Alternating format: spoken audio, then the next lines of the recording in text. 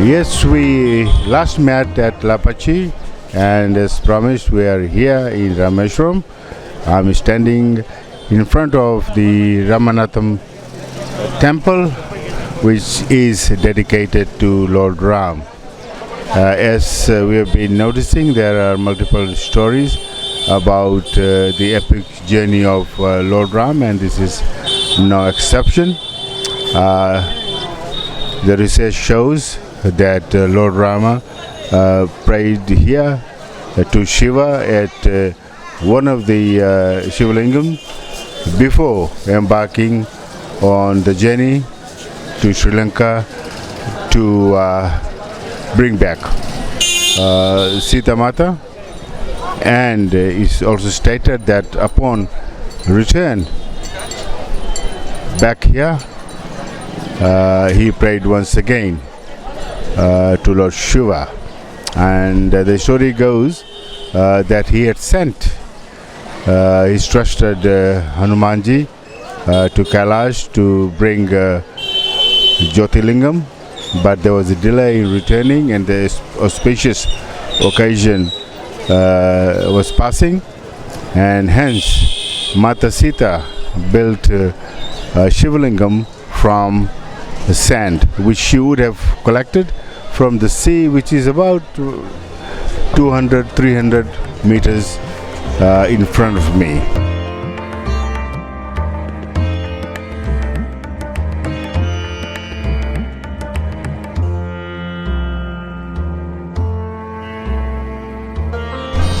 When there was a delay in Hanumanji bringing the Shivalingam from Kailash, the story goes that Sita Mata constructed a Shivalingam from sand, which she would have collected from the sea. There's a sea, Bay of Bengal is over there, and it is about 200 to 300 meters in front of me, and the Shivalingam was constructed over here, the second, and Lord Ram, Sita Mata, Hanuman, and Shigriv and rest of his team prayed to Shivaji, and then from here proceeded towards Ayodhya and finally reached over there. I would like to tell you that from Lapachi it took us about 8 hours to drive over here. It is about 600 kilometers, and it would have taken much longer for Lord Ram with all his army to reach over here and then go across the seas, the Sangam of Bay of Bengal, Indian Sea over here, to Sri Lanka after constructing the Ram Setu. And also it is about 1,800 kilometers from Panchvati, where Sita ji was kidnapped by Ravana. So Ramji and Lakshman would have walked about 1,800 kilometers to reach over here, and from Ayodhya it would have taken about, and from Ayodhya to here it is about 2,500 kilometers. So the journey to the end of India ended over here, and the new journey began to Sri Lanka and back. And after we visit Dhanushkodi, from where Ram Setu was constructed, our journey would stop over here, and we also would make our way up north and eventually to Ayodhya and Lucknow, and then to Delhi, and then we're back to Sydney.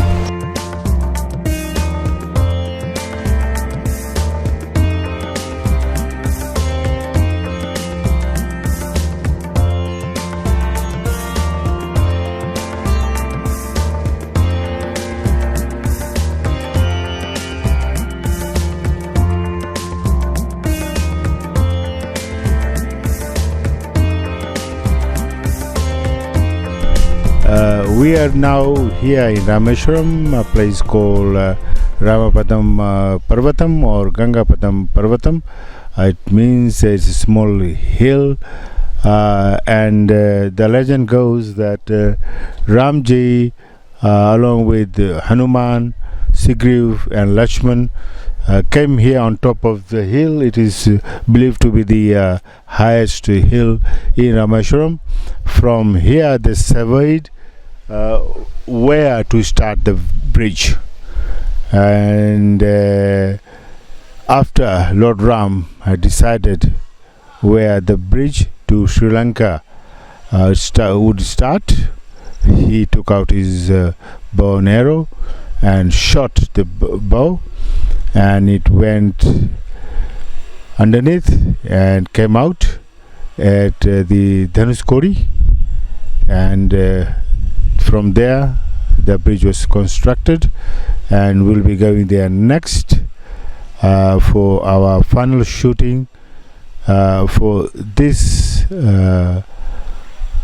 project. But before that, I'd like to tell you that in that temple, Ramapadam temple, there is a footprint of Lord Ram, and that's why this mandir is called Ramapadam. That means foot of Lord Rama.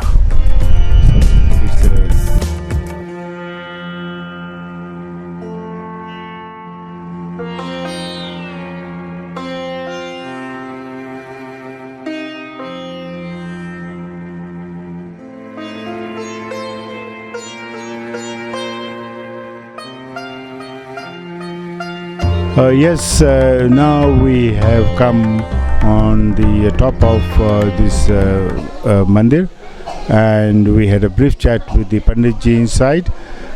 Firstly, we cannot photograph the footprint of Lord Rama. Apparently, we cannot photograph the footprint of Lord Rama, but one important information he has been able to provide is from this side, from this hill, Hanumanji first jumped and flew across. It is from here that Hanumanji jumped and flew across to Sri Lanka, and that's where he first met Sita ji in the gardens, in the Vatika there, and that he was able to confirm that Sita ji was there, and that's when Ramji and Hanumanji and everybody built the Ram Setu, and then went across Sri Lanka to rescue her and bring her back.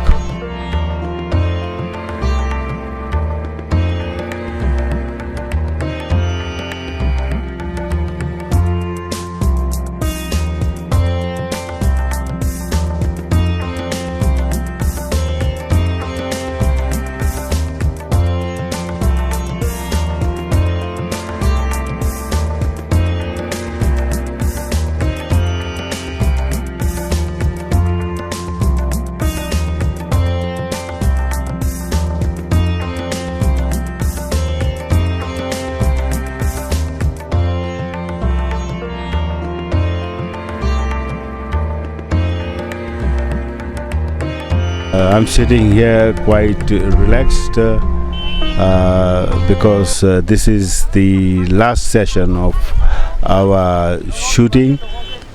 We started in Ayodhya about 14 days ago, and from there, as you know, we've been to Prague, Chitrakoot, Nasik, Panchavati in Nasik. Then we came down to Hampi in Kishkinda. Then a few days ago we filmed in Lapakshi, and then we have traveled about 600 kilometers down here to Rameshwaram, and this place is called Dhanuskori, and from here we will tell you the last episode of this long and epic journey. In front over here is the Indian Ocean, and over there is the Bay of Bengal.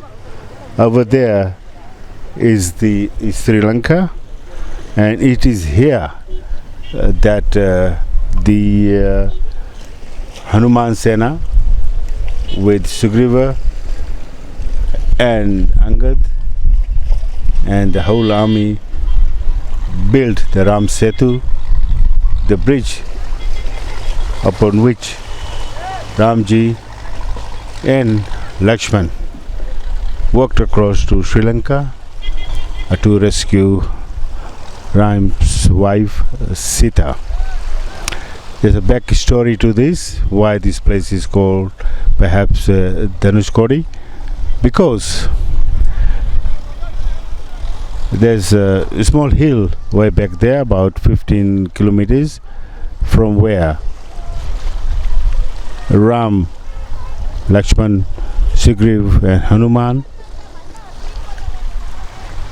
looked at. It has got 360 degrees view from there, and they found the best place from where they can build the Ram Setu to go across to Sri Lanka. And once Ram decided where they would start the bridge, he took out his bow and arrow and he shot on the ground the arrow, and the arrow came here, and that marked the start place for the bridge for the Ram Setu. That's why this place, I believe, I don't understand the Tamil language, but this place is Dhanushkodi. Dhanush, I know, means the bow, and Ram used his bow, and this is where the arrow came out. So as we come to the end of our epic journey, the primary shooting is finishing over here. I would like to narrate to you a few last thoughts about this very, very long journey. Ramji and Lakshman, Hanumanji and the whole army crossed over, went to Sri Lanka, battled with Ravana. This war, they won the war. They rescued Sita Mata. They would have come across over here, and they then returned a long journey of about 2,500 kilometers way back to Ayodhya. And on reaching Ayodhya after 14 years, there was celebration of Diwali, and that happened many thousands of years ago, and we still celebrate Diwali. We still remember this epic, the grandest of grand narratives ever. On the other hand, as I have been narrating the grand and epic and sad but triumphant epic journey of the 1.2 Girmityas, the Indian young men and women who were taken by the British and other European colonists to many of the colonies.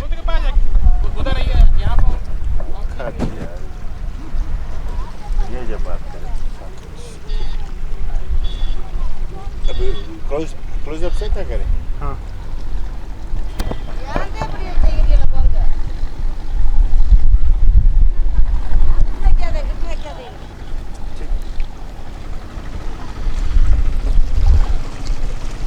Along with the epic journey of exile of Lord Ram is struggles, his travels, and the support he got, with which he was able to rescue his wife across the strait over here, after Hanumanji and his army had helped him to build the Ram Setu.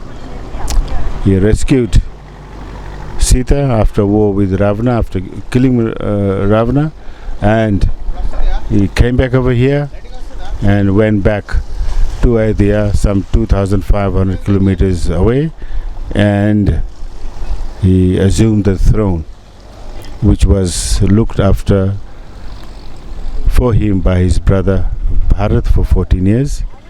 And upon his return, Diwali was celebrated.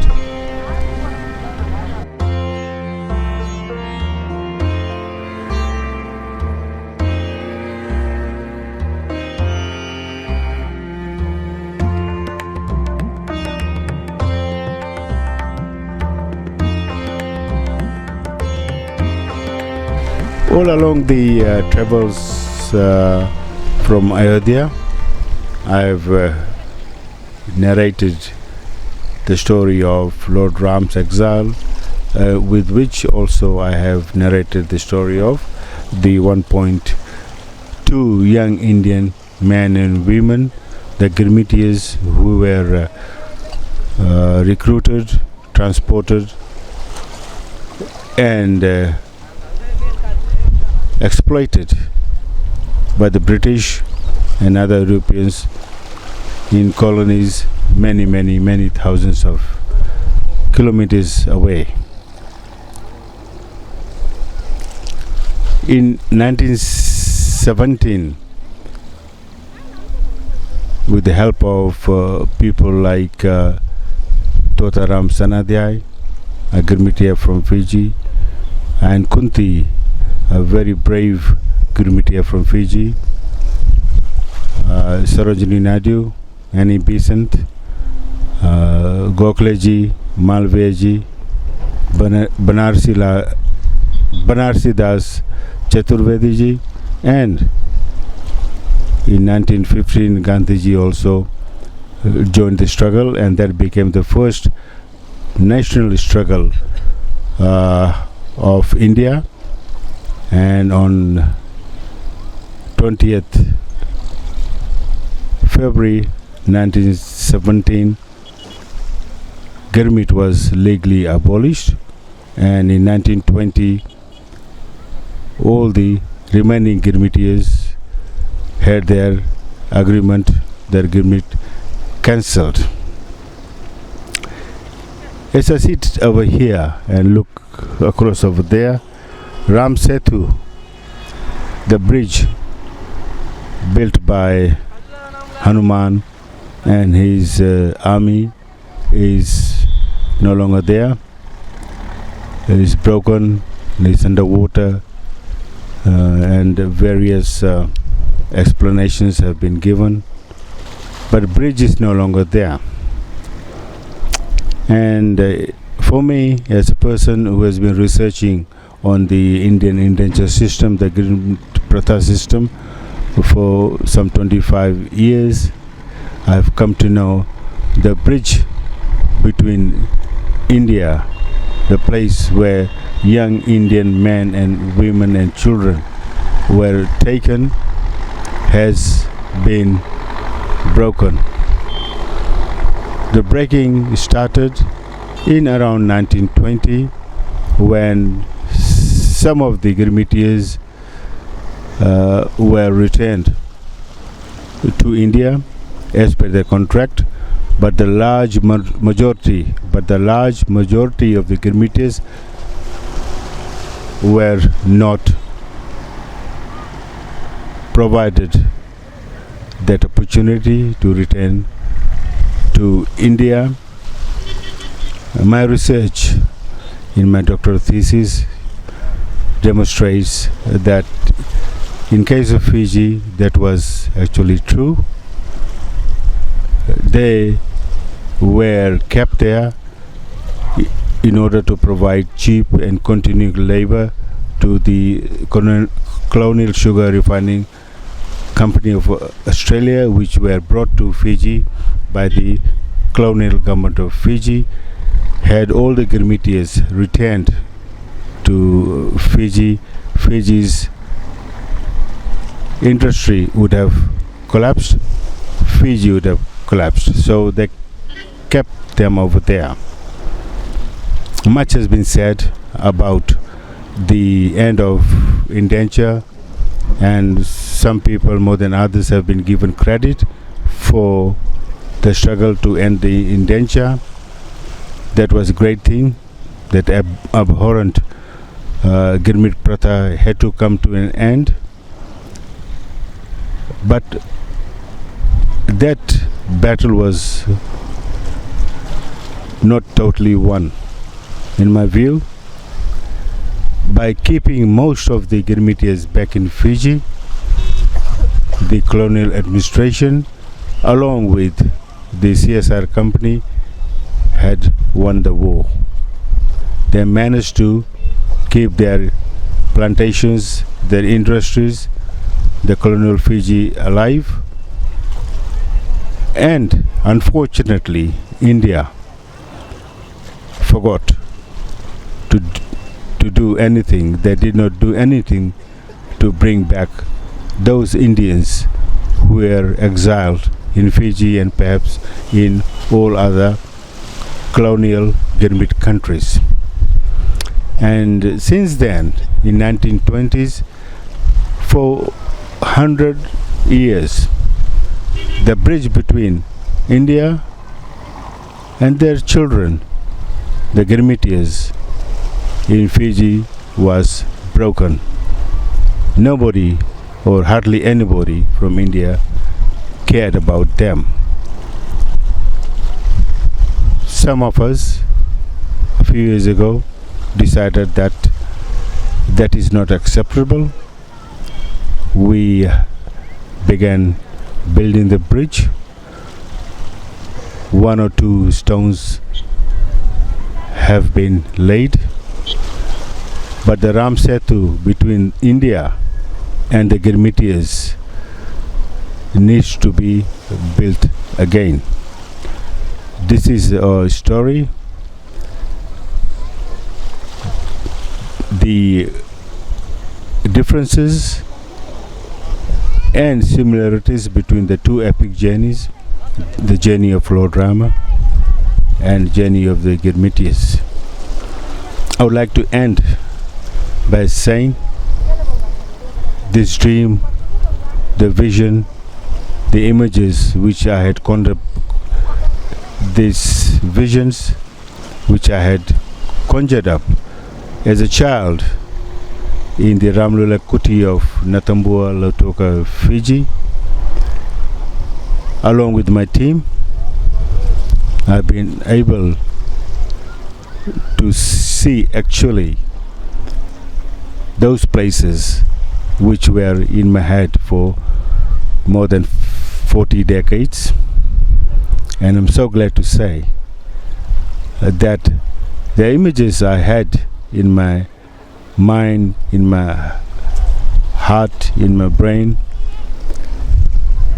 those images turn out to be much, much more grander.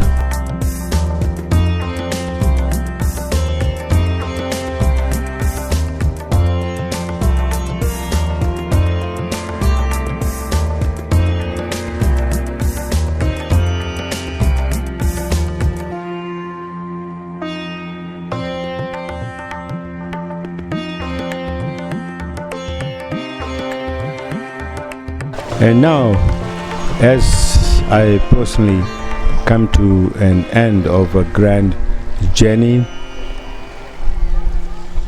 I would like to share these personal thoughts with you.